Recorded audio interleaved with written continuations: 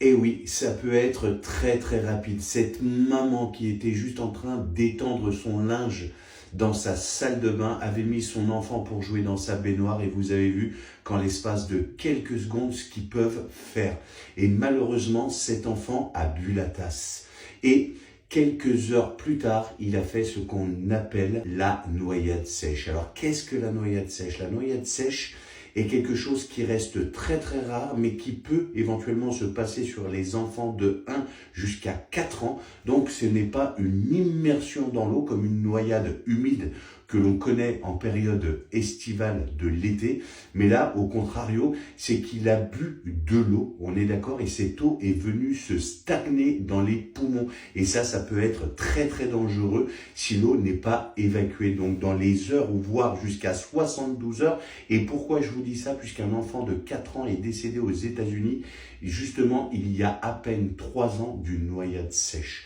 Alors faites très très attention après que votre enfant ait bu la tasse. Il peut y avoir quelques minutes ou quelques jours plus tard certains signes qui doivent vous alerter, comme un essoufflement, une difficulté à la respiration, de la toux et un aspect qui est grisâtre. Ça va l'amener jusqu'à un arrêt cardiaque. Si tel est le cas, le plus rapidement possible, il faudra constater l'inconscience. Bonhomme, si tu m'entends, serre-moi la main, ouvre les yeux, aucune réaction. Il va falloir basculer sa tête en arrière pour aller vérifier sa respiration.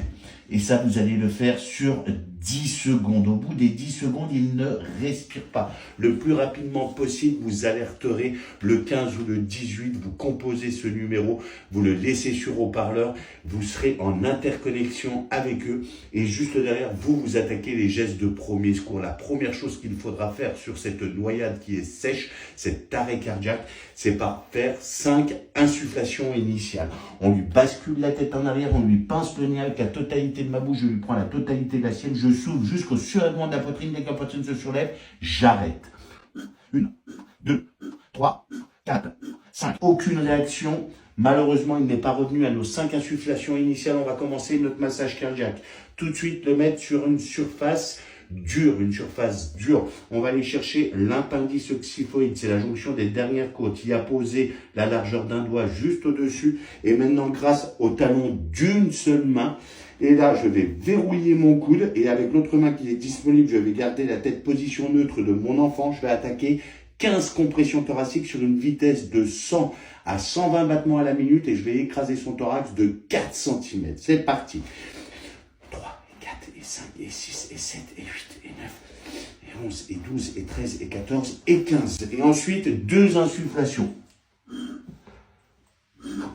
Et on recommence. Et ceci jusqu'à la reprise d'une activité ou jusqu'à ce que les secours arrivent et prennent le relais. Des parents avertis, ce sont des parents qui sauvent. Moi, je vous dis à bientôt et n'hésitez surtout pas à partager cette vidéo.